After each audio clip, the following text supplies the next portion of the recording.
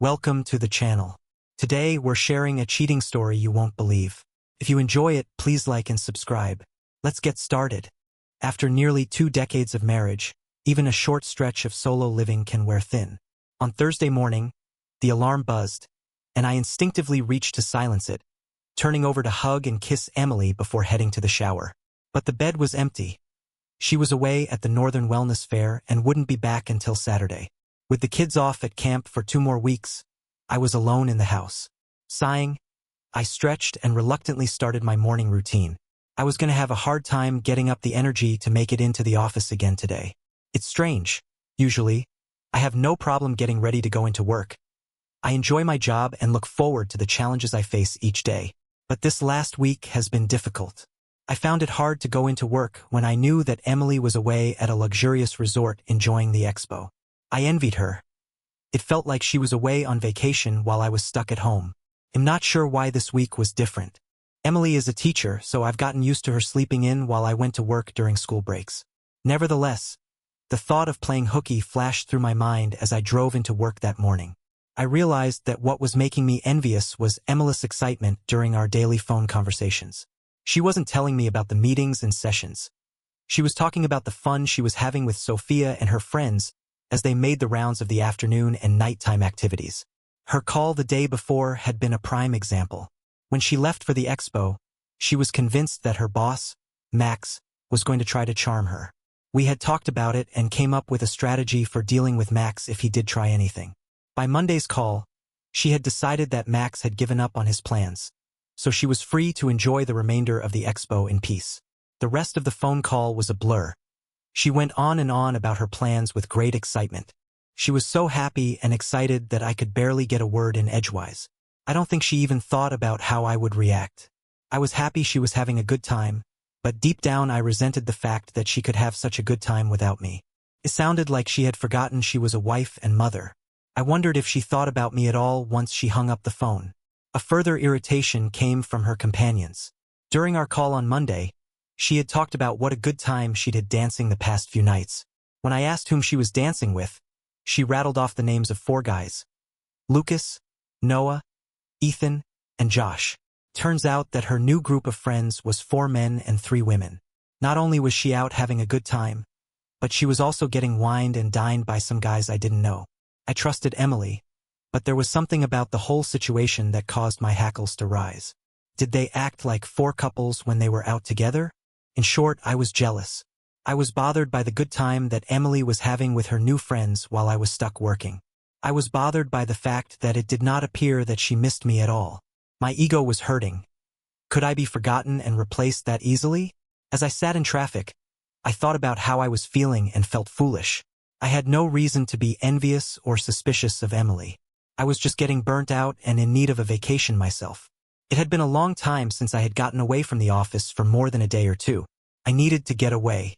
I was going to talk to my boss that morning, get the next week off, and surprise Emily with an impromptu vacation. It was time to dust off the hiking equipment, haul out the kayak, and revisit some old haunts. I knew just the trip to take, a route through the lakes, rivers, and ponds of the Silver Lake foothills in northern Wyoming. It was a leisurely paddle that Emily and I have enjoyed in the past. The route was not well traveled, and the chances of spotting wildlife and a variety of waterfowl were excellent. However, the best part of the trip was the fact that there were plenty of private campsites.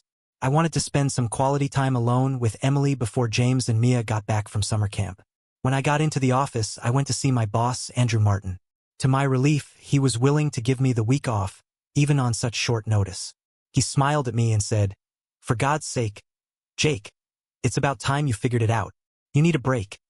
You've been snapping at people all summer, and that's not like you." "I know, Alex," I replied with a sigh.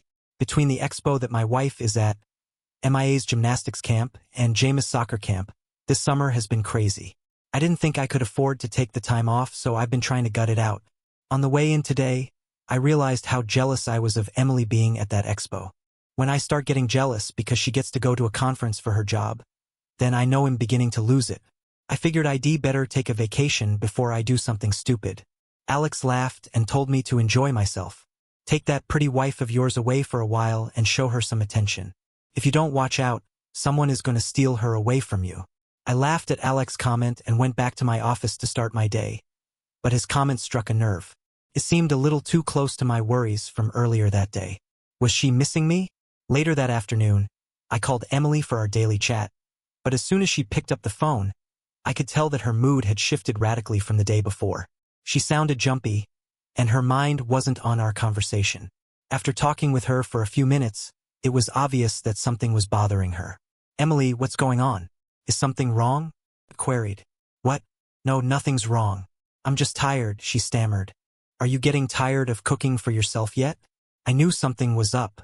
For the last 3 days, our phone conversations had been about the expo and what a good time she was having. Now she wouldn't talk to me. "Emily, don't try to change the subject. Something is bothering you. I can tell. What's wrong? Did something happen today?" "Jake, there is nothing wrong. Nothing happened. I told you I'm just tired. I couldn't get to sleep last night. I had a lot on my mind and couldn't get comfortable without you to cuddle into." "What was bothering you? You were so happy yesterday. Did something happen to you after our conversation?" I pressed. "Did Max try to hit on you again? They'll kill him." "No, I told you it's nothing. Max has been a perfect gentleman. I just got to thinking about us and started to miss you." "Emily, look," she interrupted harshly. "Drop it, please. I told you it was nothing for you to worry about." Emily caught herself and went on in a softer tone. "I promise I'll tell you all about it when I get home. Can we talk about something else?" I knew I wasn't going to get anything else out of her right then. After 18 years of marriage, I have learned that when Emily doesn't want to talk about something, it's not going to happen. All I could do was hope that whatever was bothering her wasn't major and would keep until she got home.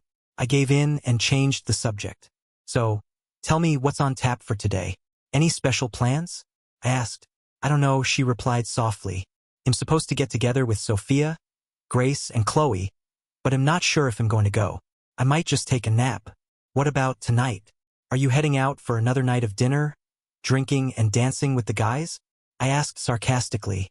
As soon as the words left my mouth, I regretted saying them. I knew the tone of voice I used was bitter, but I couldn't help myself. I wasn't happy that she wouldn't talk to me about what was going on, and I didn't like the idea of her going out with a group of guys I didn't know. "What do you mean?" she yelled, picking up on my tone of voice. "Are you accusing me of something? You sound as if you're jealous." "I know," I sighed. "I think I'm jealous. It's just that all I have heard about since you got to the expo is what a great time you were having with your new friends. All day long, I've been sitting here missing you. And I know it's stupid, but I'm feeling left out and sorry for myself.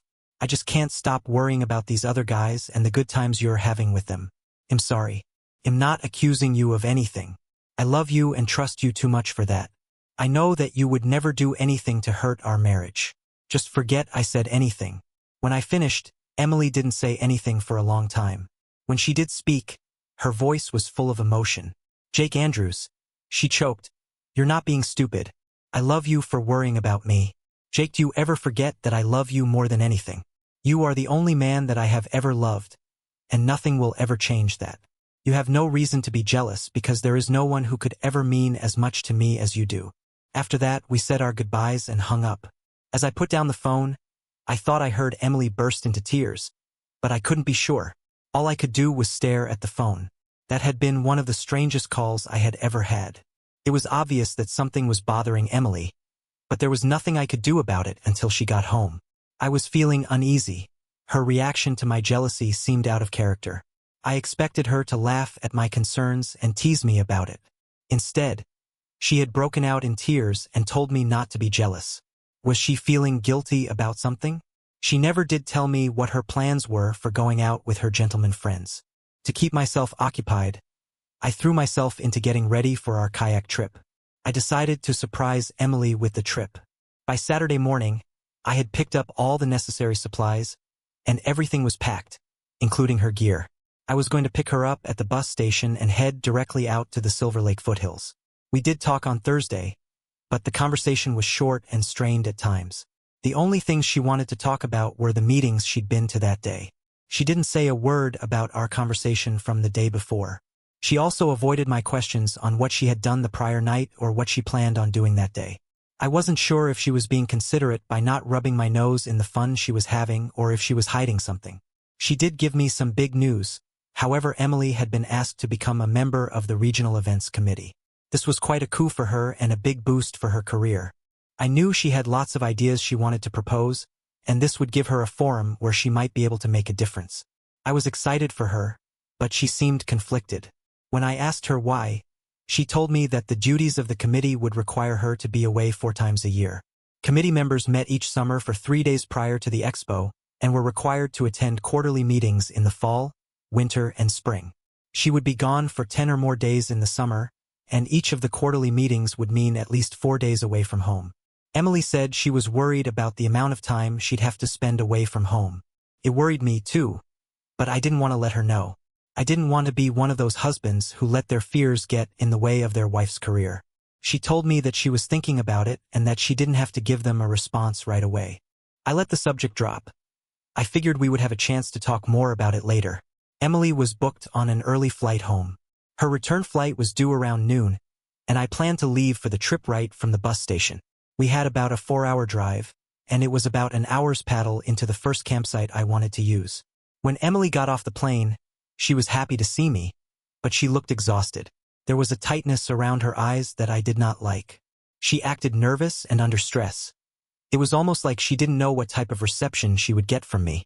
I kissed her quickly and hustled her over to the luggage carousel. I was thinking of the trip. I wanted to surprise her and get on the road as quickly as possible. We lucked out, and her bag came out quickly. I grabbed it and we walked out to the SUV. When she saw the kayak on the roof, she looked at me with a question on her face. I smiled at her and said, "Surprise! I realized a few days ago that I was getting burned out. Alex gave me next week off, and I thought we could spend it up in the Silver Lake foothills, relaxing. Besides, I thought we could use some time alone before the kids get back from camp. We're all set to get on the road. I even packed you a change of clothes if you want to change while we drive." Emily just looked at me. She seemed hesitant, almost apprehensive about going. I was surprised and hurt by her reaction. These trips alone have created some of my happiest memories. We were pretty sure that James had been conceived on one of these trips. One of my biggest regrets is that they don't happen as often as I like. We constantly bemoan the fact that we never get time to spend together. I had thought that this would be a great surprise, but it seemed that I was the one getting the surprise. "Emily, look, if you don't want to go, we don't have to. We can find something else to do," I told her. I'm sure I sounded testy. My tone of voice conveyed my disappointment and irritation at her reaction. Emily flushed and looked away guiltily. She had some reason for not wanting to go on the kayak trip. However, she knew how much these trips meant. I don't think she could come up with a legitimate reason for not wanting to go. After a moment, she looked back at me with a forced smile on her face. "No, it's okay. I was just surprised, that's all. Let's get going." I just stared at her. "Emily, I'm serious. If you don't want to go, we won't. I'm not going to force you to do anything you don't want to do." I placed her suitcase in the car, got in, and waited for her to join me. Admittedly, I was steamed. I was also confused, but I wasn't going to make her go. I had given up on the trip and was planning on heading to the house. As Emily got in the car, I could see the tears in her eyes. She was going through an internal struggle that I could not help her with. As I left the bus station, her eyes widened as she saw me take the road home. She sat there biting her lip and staring at me intently for a minute or two, and then sighed.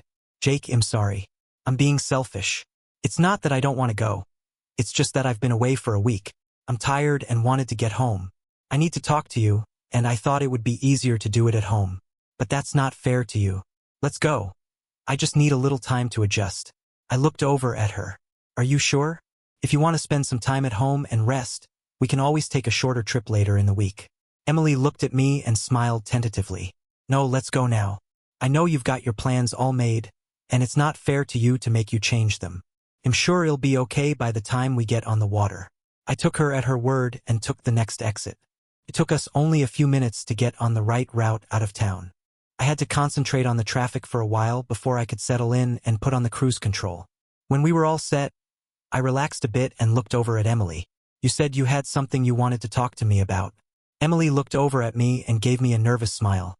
"I just wanted to talk to you about the expo. It will keep until later. We can talk about it tonight once we make camp. Besides, I'm curious about something you said at the bus station. You're feeling burned out?" The next 4 hours lasted forever. Emily was determined not to talk about the expo or what was bothering her. Every time I brought it up, she would change the subject and tell me that we would talk about it later. I could tell she was hiding something, but I couldn't pin her down. The final 2 hours of the trip were spent in silence as Emily tried to nap on the seat next to me. When we got to the parking lot where we would be putting in, we quietly worked together to get the kayak off the car and loaded with the gear. We locked the car and set off for our first campsite. By now, her behavior was getting me seriously worried. Something was very wrong, and I had a feeling of dread as I tried to anticipate what she was going to tell me. When we got to the campsite, we fell into routine and set up camp, going about the chores of making dinner and getting a fire going. By unspoken agreement, we talked of inconsequential matters until we had finished eating and cleaning up. Finally, as dusk settled around us and we sat staring into the campfire, I knew that it was time to bring the matter into the open. Enough is enough, Emily. Can you please tell me what in the hell is going on? What's bothering you? You've been acting strange since I talked to you last Thursday. Emily looked over at me. She was on the verge of tears and was sitting hunched over with her legs curled up. She looked totally miserable. Jake, I have a confession to make. I did a stupid, horrible thing at the expo. I hope you can forgive me. Emily looked down at her feet and whispered, I had sex with Lucas. With this pronouncement, Emily burst into tears and buried her head into her arms. For what felt like an eternity, I just sat there and stared at her. All the insecurities and worries that had been plaguing me since she started talking about the men at the expo came flooding back. My worst nightmares had come true. She had gone to the expo, forgotten about me, and replaced me emotionally. I was in turmoil. Her announcement had come as a complete surprise. While I had been jealous of her spending time with guys I didn't know, I never imagined she would cheat on me. I was devastated and angry. What the hell do you mean you had sex with Lucas? I shouted. How could you do this to me? I'm normally in control of my emotions, but for a while I lost it. Emily just sat there crying, curled up in a ball. With every insult I hurled at her, she flinched and slipped deeper into misery. She didn't even try to defend herself. Finally, my outburst burned itself out, and I sat back down and stared at her coldly. At that moment, I wasn't sure what I felt for Emily or what to do next. I still loved her, but I hated her too. I hated what she had done to us. Her confession destroyed me emotionally and devastated the trust one had in her. Do you have any explanation for yourself? I demanded. Emily looked up at me and whispered, I'm so sorry. I don't care if you're sorry. I just want to know what happened and if you can give me a reason for it. I snarled. Over the course of the evening, Emily haltingly told me her story. She explained her relief at finding Sophia's name on the expo list and her surprise at finding that 4 of Sophia's friends were men. She told me what they talked about and how she had grown comfortable with them. She even told me that she thought about one of them trying something but had been sure she could handle it. She was totally miserable as she talked. I just sat there and stared at her as she spoke. She confirmed some of my fears. She admitted that she had enjoyed the social aspects of the expo far too much for my liking. She had been flattered by the attention she'd been getting from the guys. She shamefacedly admitted that there were times when she felt like she was single. She was aware that she and Lucas were pairing up but didn't worry about it. She let her guard down with Lucas because she trusted him not to try anything. The hardest part of all was hearing about Thursday night. She didn't go into details about the sex she had with Lucas. She didn't have to. I was hurt enough by her story of how she had willingly ignored the warning signs and let Lucas seduce her. The situation seemed surreal. She said she noticed how the others had quickly drifted away to their own activities, leaving her with Lucas. She knew she should have left, but she just sat there and let it happen. She believed that Lucas would never cheat on his wife and told me why. She didn't convince me, and by her tone of voice, I think that we both knew she was deluding herself on some level. She had to know what was going to happen that night if she stayed with Lucas. To her credit, she didn't try to shift the blame for her actions to anyone else or pretend that she hadn't done anything wrong. She guiltily acknowledged that she could not have been seduced if she hadn't been receptive to it. She took responsibility for her actions and just told me how it happened, how Lucas seduced her gradually until her libido was in a place where she would accept his advances, and how feeble her efforts were to stop him. She cried as she admitted that she willingly went with Lucas to have sex.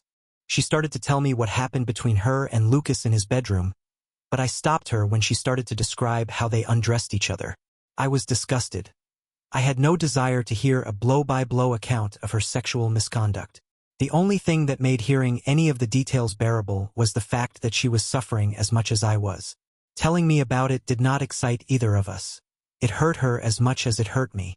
When I told her to stop, that I didn't want to hear about the sex, she flashed me a grateful smile, but then she gasped and told me that she did need to tell me something else about that night. The last part of her story was incredible. She told me that after she'd had sex with Lucas, they went back out into the living area of the suite and met up with Sophia and Noah. The mental image of my wife sitting down in nothing but a robe with another woman and two men was incomprehensible to me. While Emily was not exactly body shy, she had never been an exhibitionist. Lucas, Noah, and Sophia had told her something in confidence. They asked her never to repeat the story because too many people could be hurt, but she didn't want to keep any secrets from me. She had to tell me the whole story. She had fallen in with what can only be described as a group of swingers. She gave me the history and the absurd rules they had created for their affairs, even going through all of the rationalizations they used to justify their actions. Her voice shook as she told me their argument that the sex was only for fun and did not have to affect her marriage. She described their methods of hiding their escapades and their attempts to persuade her that it could be hidden from me. They believed that the sex was meaningless to the marriage as long as no emotional bonds were formed. That was when she dropped her final bombshell of the evening. I knew she had been invited to join the regional events committee. What I didn't know was that the committee was the method by which they got together. She had been invited to join their group after they asked her to join the committee. Lucas had asked her to spend the night with him again. He wanted more sex, but she refused, although she admitted that she was still aroused and tempted to stay. However, she told me that she was confused, guilty, and scared, and needed time alone to think. She didn't know what to think about their arrangement, and she didn't know how to respond to the offer. She was feeling guilty for giving in to temptation with Lucas, and now they were asking her to knowingly enter into a long-term arrangement. Although they did their best to convince her it was not really cheating on me, she was skeptical of their arguments. Her confusion and her skepticism were enough to overcome her arousal, so she left. Besides, she said she felt that sleeping with Lucas would have created a level of intimacy she did not want. She thought that sleeping and cuddling with him would be a bigger betrayal than the sex. When Emily finished describing Thursday night, she just sat there, drawn into herself, staring into the embers of our campfire. I sat there, mulling over what I had heard. I had questions about her behavior, but I dreaded hearing her answers. Finally, I stirred and asked her, "What about the rest of the week? Did you go back and see him again on Thursday night? Is that why you refused to tell me what you were doing?" Emily winced at the accusing tone of my question and looked up at me with a pained look on her face. I deserve that, but no, I only had sex with him on Thursday night. After I left the suite, I spent the night tossing and turning, thinking about what I had done and what I was going to do. She admitted, "Jake, I'm sorry to say this, but I did think about their offer. The sex was physical and nothing at all like the way we make love. It was just another way to have fun, like dancing or playing a game. It didn't have any special significance. It was so casual that it seemed like just another social activity that I could choose from. I don't love Lucas and didn't make love to him. You are the only man I have ever made love to. I know it's a cliché, but it was just physical, just sex. I almost convinced myself that this was okay. I kept on thinking about their claim that this didn't really count as cheating because it was just friends with benefits. It didn't mean anything emotionally. It was just another benefit of being at the expo. I found myself thinking about what Lucas had told me and wondering if it would really hurt you if I had sex with someone else while I was away at the expo. I knew that no amount of sex with Lucas could affect the way I loved you or the way I felt about our marriage. After all, what you didn't know couldn't hurt you, right? Emily shook her head, disgusted with herself, and went on. I don't know what I was thinking. I had breakfast with Sophia on Thursday. I was confused and had a lot of questions about what was going on. When Lucas came over, it felt really strange. I didn't know how to respond, even though he treated me the same way he had been treating me all along. I felt like I had a big sign around my neck telling the whole world I had cheated on you. I wasn't entirely truthful on the phone with you on Thursday. I had made plans at breakfast to get together with Sophia, Grace, and Chloe in Sophia's room to talk. I wanted to get my questions answered. I needed to talk to them about their arrangement and how they could manage to do it. I really wanted to talk to Chloe and see how it affected her relationship with her husband. Emily took a deep breath. I'm not sure. but I think that Sophia had invited the guys to come over later in the afternoon. Emily stopped for a moment and looked at me intently. Jake, I know I acted like an idiot and did some real foolish things last week, but I need you to know one thing: I love you more than anything and could never do anything to intentionally hurt you. Even when I was being a fool and trying to believe what they had told me, I was thinking about you too. Their offer was tempting, but it was the whole package that made it exciting. I had so much fun with them, and the sex was just another part of it. They were asking me to join them and have a lot of fun. It was like being given the chance to join some exclusive club. I found myself wondering if I could accept the sex as part of being in the group. It wasn't what made me want to join them. It was almost like a price I had to pay. But no matter how I was tempted, I could never do it if there was even the slightest chance it would hurt you or our marriage. That is why I wanted to talk to Chloe and Grace. Then I talked to you and realized what a fool I was. I didn't need to talk to Chloe or Grace. I just needed to think about us. When I got off the phone with you, I just started to cry. No matter how I justified it, it would affect our marriage because I would know that I was cheating on you. Even if I could hide it from you, I couldn't hide it from myself. It would have to affect our marriage because it would affect me. I couldn't believe I had even thought about joining them. When you told me how much you loved and trusted me never to do anything to hurt our marriage, I felt like here you were, apologizing for doubting me when I had just betrayed your trust. I felt like dying because I knew that I had let you down. I called Sophia and told her that I didn't want to see her or her friends anymore. I told her that I was out and that I was disgusted with myself for cheating on you. The last 2 days, I spent in my room crying and trying to decide what I was going to do to make this up to you. That's why I didn't tell you about what I had been doing on the phone. I wanted to talk to you face to face. I only left my room to go to the sessions I had to be at. Emily looked at me with tears in her eyes. Jake, I love you more than anything, and I don't want to lose you. I know that I made a horrible mistake and hurt you terribly. I'm so sorry and hope that you're able to forgive me. When Emily finished, I just looked at her. Her confession had shaken me badly. It was bad enough that she had cheated on me. The idea that she had seriously considered joining this club was devastating. Why, Emily? I asked her in a pained tone. Are you unhappy with me or our marriage? Do you want out? No, she blurted out. I told you I love you more than anything. Then why did you do this? Why did you cheat on me? I asked her miserably. Emily looked at me and turned away. She couldn't stand to look at the pain in my eyes. She stared into the fire for a moment and replied, That's what I have been trying to figure out for the past 4 days. Why, Jake? This was not something that I planned to do. It just happened. I never even thought about cheating on you before. You are the only man that I have ever loved, and nothing is going to change that. The only reason that I have been able to come up with is that I was weak and gave in to temptation. You know that I've had other guys come on to me before. We've talked about it. I've always been able to see right through them and tell them where to go. Emily sighed and rubbed her neck. I don't know why Lucas was different. The only thing I can come up with is that I thought he was safe. I wasn't on my guard with him. I didn't think he would cheat on his wife, so I let myself open up to him in ways that I normally guard against. By the time I realized where we were headed, he already had me turned on, and I just couldn't say no. I was thinking with my emotions and not my brain. All I could think about was how good he was making me feel. I wasn't thinking about the trouble that might happen in the future. All I thought about was the moment. I gave in to the temptation. Emily stared at me intently for a moment. I know I screwed up, but I hope you can understand how it could have happened. Haven't you ever been tempted before? Haven't you ever done something wrong just because you couldn't help yourself? I didn't answer her. I was still looking for answers to my questions. Even if I accept the idea that this was just a momentary lapse of reason, it still doesn't explain the rest of it. How in the hell can you explain to me why you would even consider joining the sex club? I demanded. Emily flushed at my accusation and looked away. To me, this was the sticking point. I might be able to accept a one-night stand, but it hurt that she had considered a long-term arrangement. How could she even think about joining these people on a permanent basis? I don't know how to explain it, she said with some trepidation. I wasn't thinking very well. My emotions were all over the place. I was feeling guilty, but I also felt drained from the climax that Lucas had given me. I was feeling emotional and overwhelmed. When we went out into the living area, the whole situation was strange.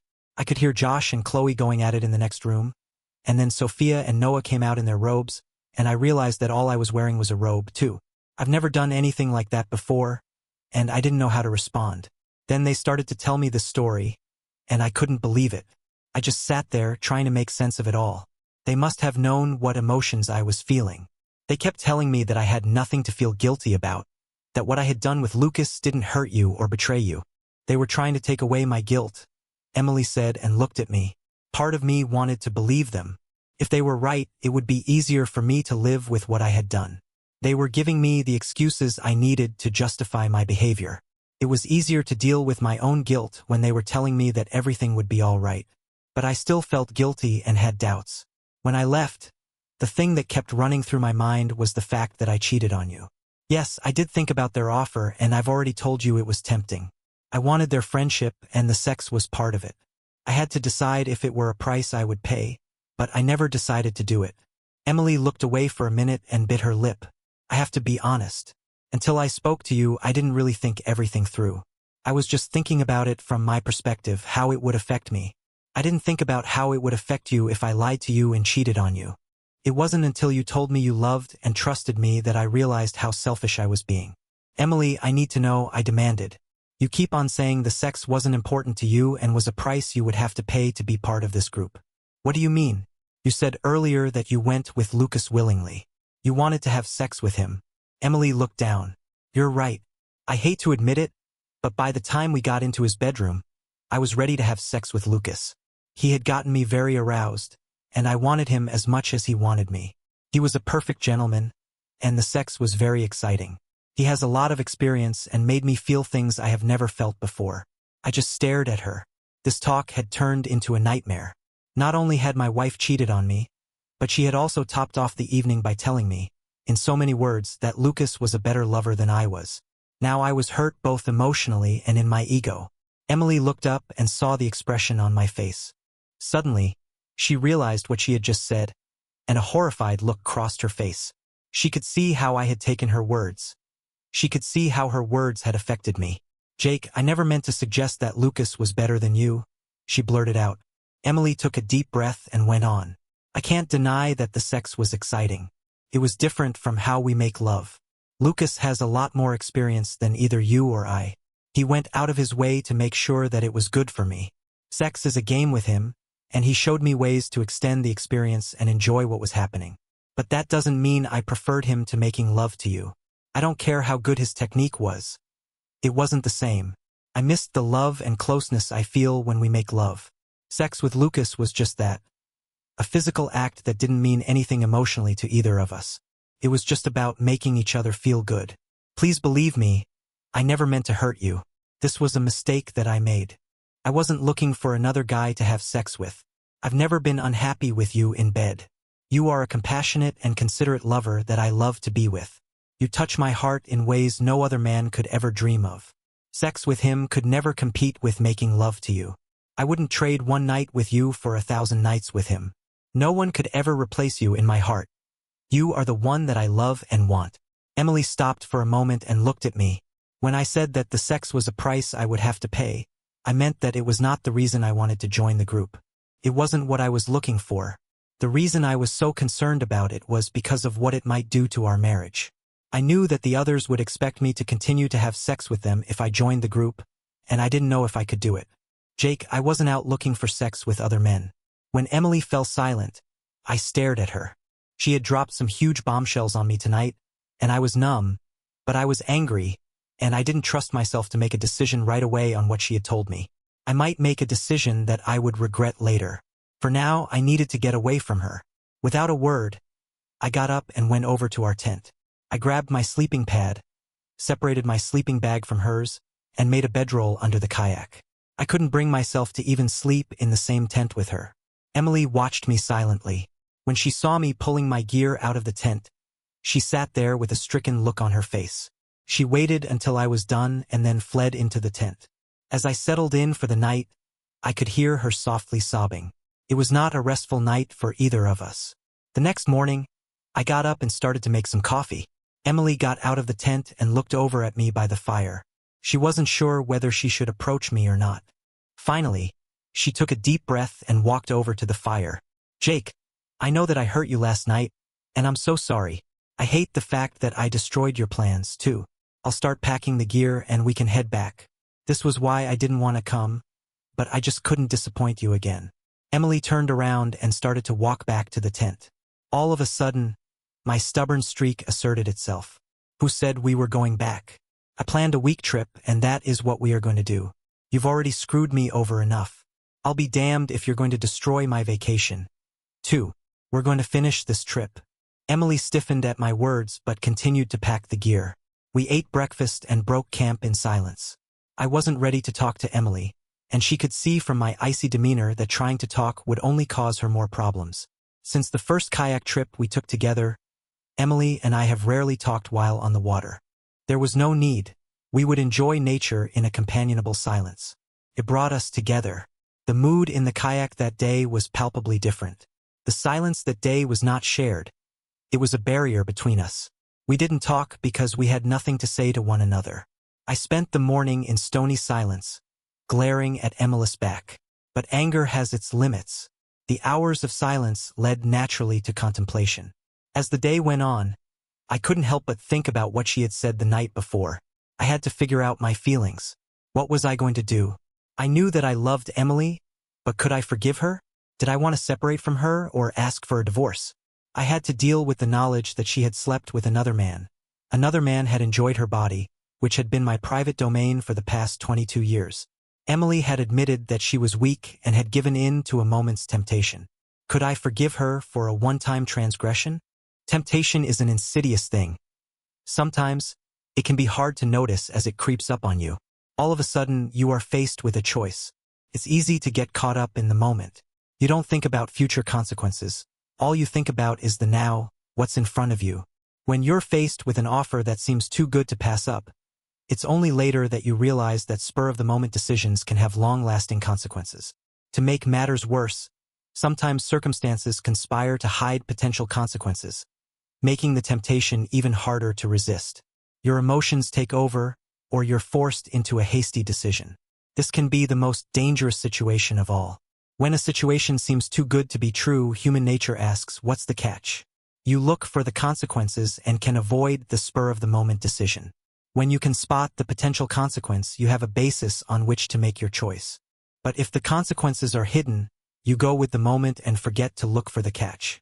When you discover the consequences, it might be too late. For example, we have all heard of instances where someone does the right thing and returns a found wallet, a large sum of lost money, or an expensive piece of jewelry. These are situations that are too good to be true. It's easy to spot the consequences that will flow from the decision that is made. You can see the harm that will come to the person who lost the item and the potential consequences if you are caught keeping the money or the item. You can imagine the potential rewards of doing the right thing. There is the temptation to keep the money, but you make your decision with knowledge of the consequence, and this makes it easier to resist. But we have all found a quarter or a dollar on the street and picked it up without a second thought.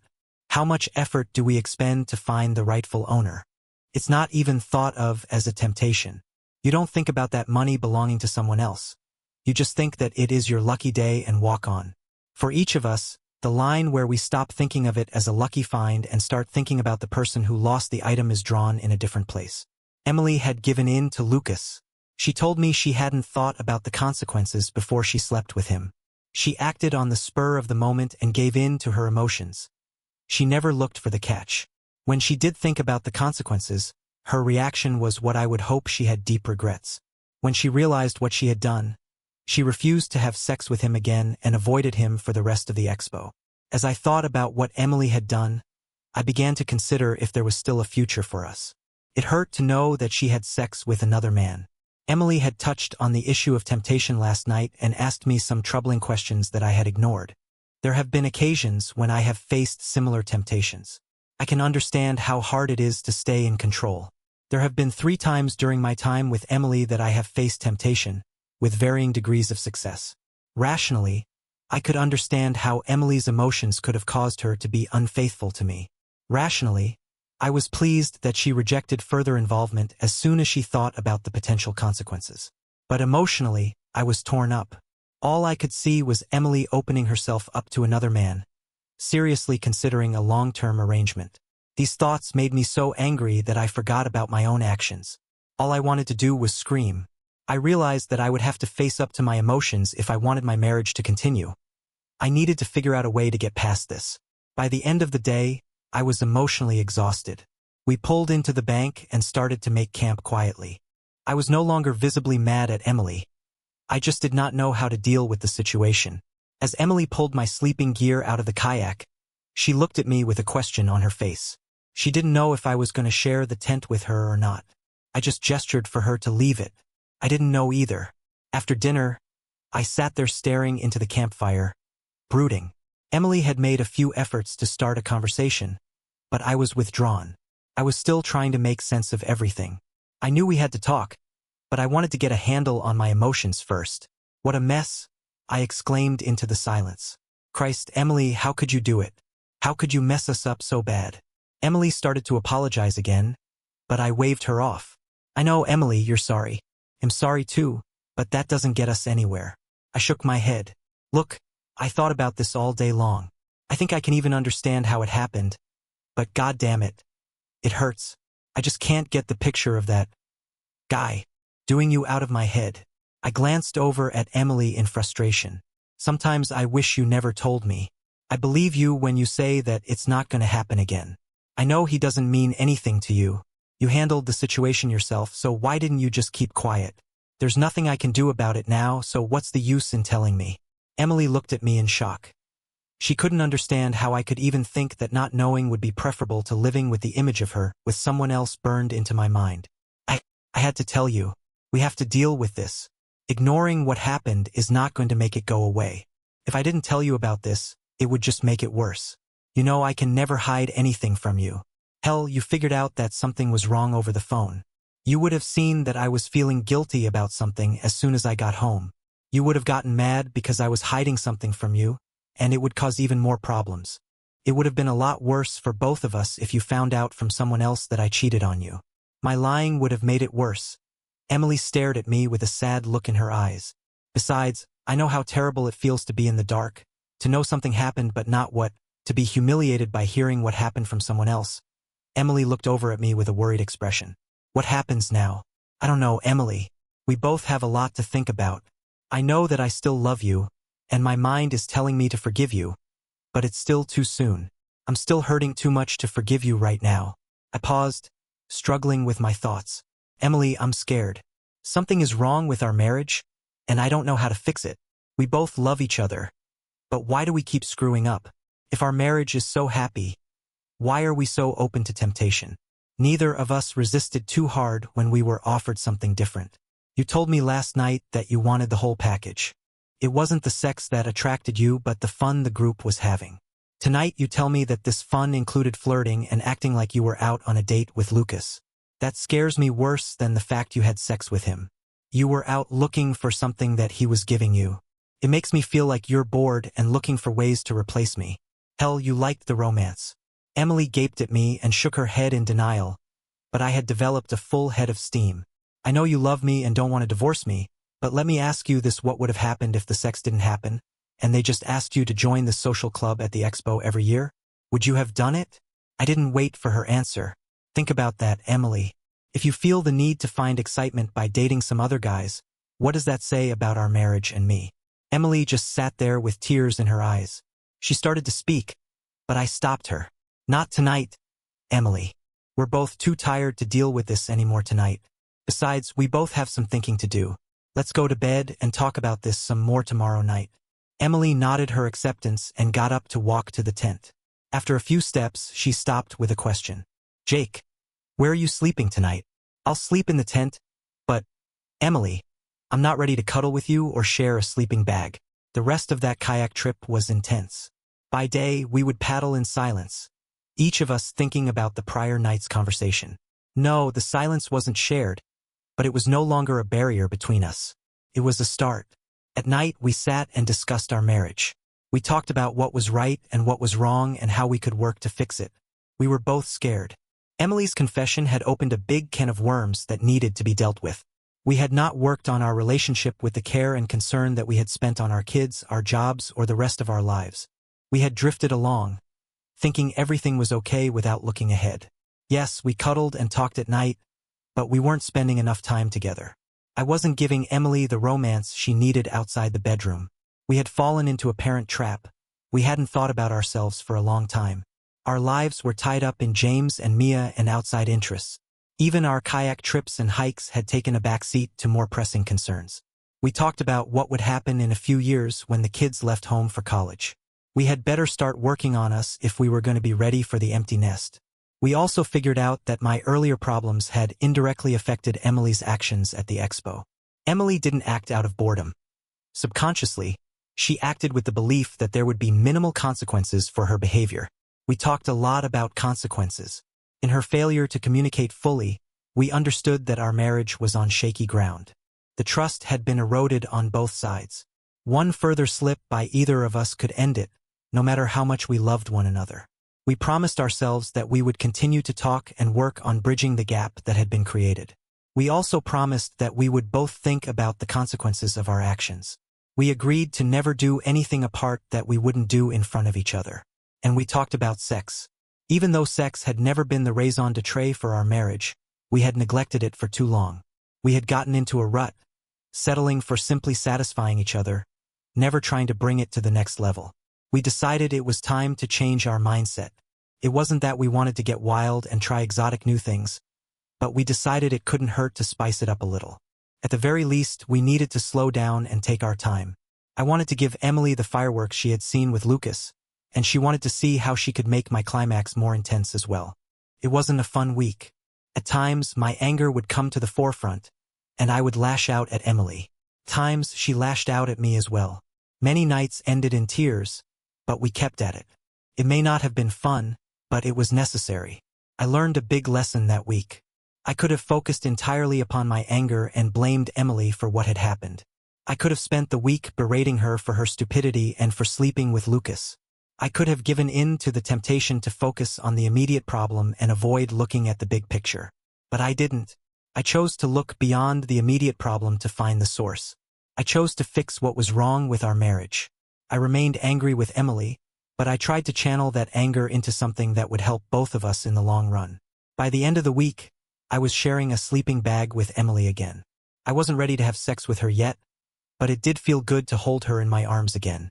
Truth be known, I enjoyed cuddling with Emily as much as she enjoyed it. I knew that eventually my anger would fade, and I would be ready to take our relationship back. But first I had to get the image of Emily and Lucas out of my mind. By the time we paddled back to the car on Saturday, I had reached a conclusion. For my own ego, I needed to meet Lucas.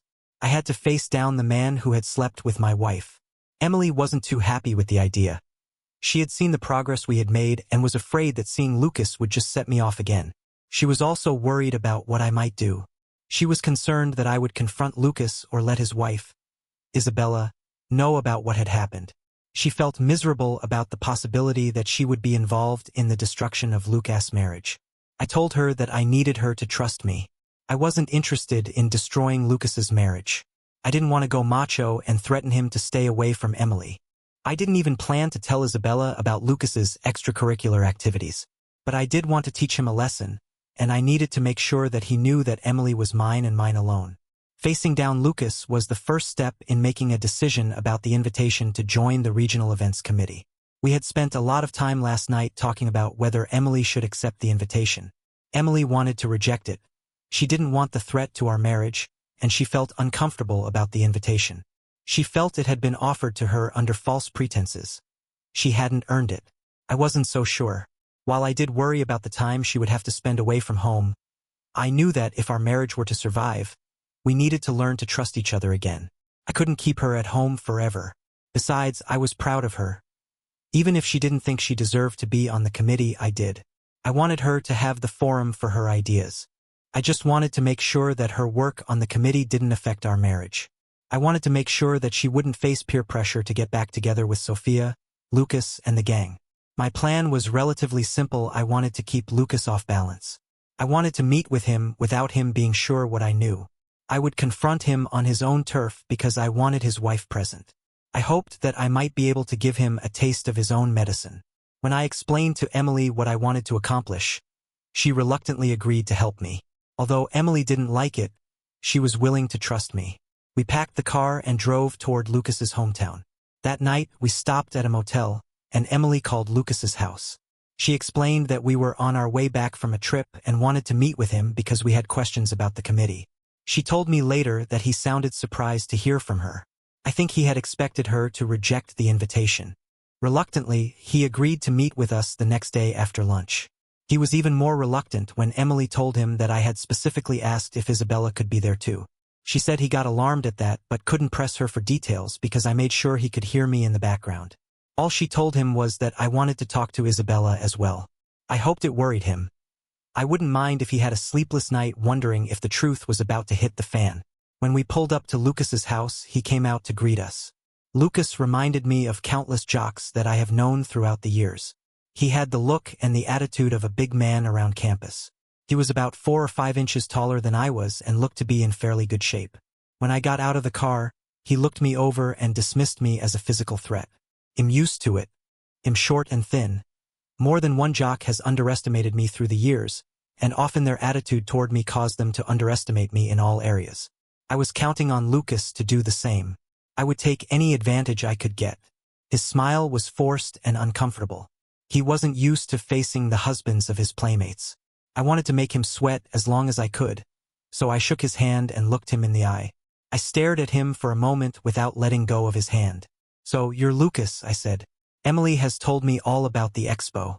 I wanted to meet the man who spent so much time with my wife." My comments were made in a neutral tone.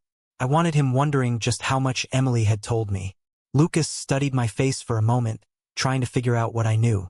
I kept my best poker face, and he glanced away nervously and escorted us to the patio. We were just sitting down when Isabella came out with a tray of drinks. If Lucas was your typical jock, Isabella was the girl next door. She had a friendly, open face and a personality that made you want to like her immediately. She was the type of woman who would be attractive to the guy who preferred Mary and to Ginger or Betty over Veronica. In short, she was cute, not beautiful. I think Lucas was surprised when Emily and I started out by asking him legitimate questions about the committee. We did have concerns, and we saw no reason not to get the answers. After a while, he started to relax, convinced that Emily hadn't told me what had happened. I caught him giving Emily a few speculative glances, wondering if she had changed her mind about the extracurricular activities. I decided it was time to shift the focus. "Thanks for answering our questions, Lucas." When we were discussing whether Emily should accept the invitation, we realized that we needed more information, and you've helped a lot. But there is one aspect of the committee that I am very concerned about, and I hope that both you and Isabella can help us out. Isabella looked puzzled. "I'm not sure how I can help. I don't know anything about how the committee works." "It's not the committee I'm worried about, Isabella," I replied. "It's the rest of it. I'm concerned about the amount of time Emily will be away from home. That was why I wanted to talk to you. I don't want our marriage to be affected by our jobs. I wanted to talk to another spouse about what it's like. Emily told me the committee meets 4 times a year, and she'd have to be away for about 3 weeks a year. I don't want to pry, but has this caused any problems for you and Lucas? How have you been able to handle the separation?" Although Lucas looked uncomfortable, Isabella smiled. "It hasn't been a problem. Of course, I miss him, but I know it's something that he needs to do for his job. But don't you ever get jealous?" I got jealous of Emily by the 3rd day she was at the expo. She was done by 2:30 every day and off doing something every night. She was out at parties, having a good time. I got jealous of all the time she was spending dancing and socializing with the guys at the expo. How do you deal with all the partying that goes on? Lucas shot me a dirty look. I hadn't accused him of anything, but I was bringing the conversation into dangerous territory. I was raising questions he didn't want asked, but there was no way he could stop it without looking suspicious. Isabella looked troubled. "What do you mean? What parties?" I smiled to myself. I had suspected that Lucas hadn't been overly forthcoming with the details of what he was doing while he was away. I couldn't see how he could have been and remained happily married. From what Emily had told me, the social group had been going strong for years. That was something I could tell her about. For now, I would keep quiet about the sex, but it was time she learned about the fun Lucas had while he was away. I told Isabella what Emily had done at the expo. I told her about all of the afternoon activities, the dinners, the parties, and the receptions. I didn't lay it on thick or accuse anyone of doing anything improper, but I didn't hide the fact that Emily and Lucas had spent a lot of time together outside the meetings. Isabella already knew that Lucas was part of a social group from the committee that did a lot together.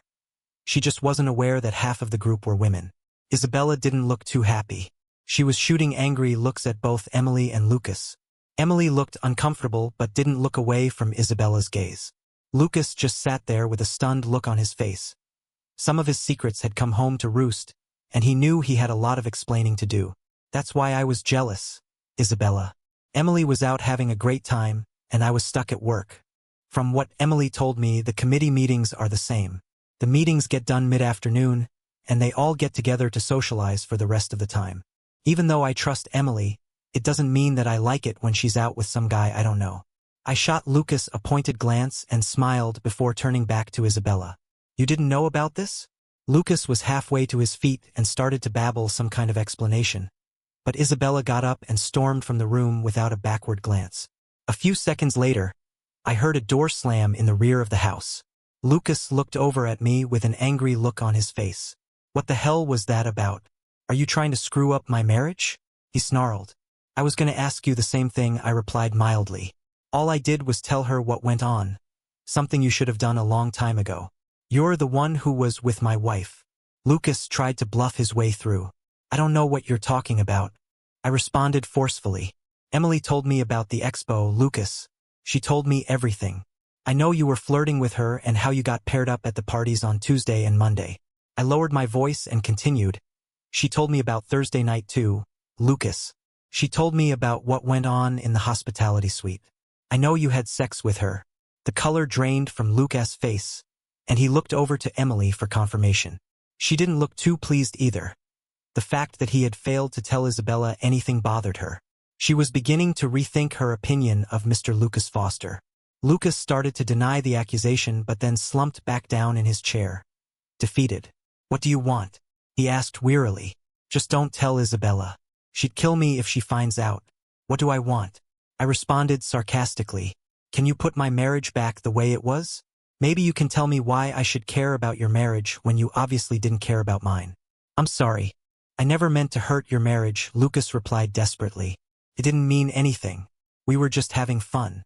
I wasn't looking to have an affair with her or anything. No, you just wanted to have sex with her. You don't think that didn't affect my marriage? Tell you what, if it doesn't mean anything, I'll take Isabella back home with me for the week and just have some fun with her. I'm sure you won't mind. After all, it will just be sex, right? Lucas's eyes blazed at this suggestion, and I gave a bitter laugh. What's the matter, Lucas? It doesn't seem so innocent when you're the one who has to sit at home. Does it? If it didn't mean anything, you wouldn't mind if Isabella did it too. Jake, give me any nonsense about it not meaning something. If you're going to mess around with someone else's wife, it means something. What the hell is wrong with you anyway? I demanded. Why are you screwing around when you have a wife like Isabella at home? Jake, you know she's going to find out sooner or later. If you keep on messing around on her, she's going to get hurt. If you love her like you said, you'll think about what you're doing and stop it. Emily had been watching the interplay with interest and decided to chime in. I can't believe that I almost listened to you. I was ready to trust you when you told me that it wouldn't affect my marriage. I didn't know that your marriage was built on not telling Isabella anything. I hope she tears you a new one. I only want one thing from you, Lucas. Stay away from me. Lucas slumped his head and nodded his acceptance. Are you going to tell Isabella? He pleaded. Emily and I looked at each other for a minute, and I finally shook my head. No, I'll keep your secret for now. Isabella seems like a nice woman, and I don't want her to get hurt. But if you ever come near Emily in the future or try to get back at her, telling Isabella is just a small part of what I will do to you. Let's get out of here, Emily. As we left the house, Lucas sat there with his head in his hands. I didn't want to ruin his marriage. I just wanted him to learn the consequences of fooling around with my wife. The rest was up to him. I didn't plan on giving him any more thought. I had my own marriage to save. Emily and I did make it, although it took time to get our marriage back to where it had been. Trust is a hard thing to earn and easy to lose. It took time before I was able to trust Emily in social situations when I wasn't there. I didn't worry about her looking for trouble. I worried about her getting blindsided again. But in time, she showed me that she had learned her lesson. I learned it too. We knew the consequences of screwing up, and they were scary enough that neither of us wanted to tempt fate by giving in. Emily did join the regional events committee. Together, we decided that it was too good of a career opportunity for her to pass up. But we addressed the social aspects and minimized her time away from the family and me. Emily discovered that it was usually possible to condense the committee meeting trips. The winter meeting became an annual family trip to the capital.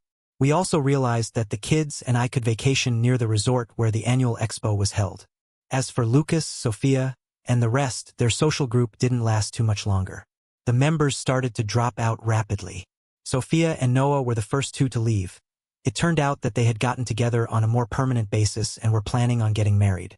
All of a sudden, the idea of maintaining a friends with benefits relationship with Lucas, Grace, and the rest didn't seem so innocent anymore.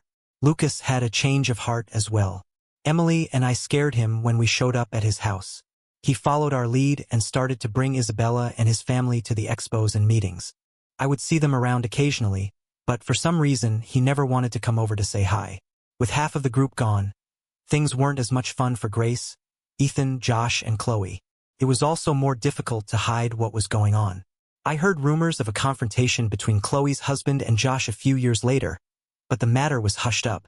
Chloe did resign from the committee rather abruptly, however. Emily and I are finding more time to spend together. Mia's a junior now and is starting to think about college. With James already in college, we think we are ready to deal with the empty nest. We are looking forward to the chance to spend more time together. Thanks for watching this story. What was your favorite part? Drop a comment, like, and subscribe for more. See you next time.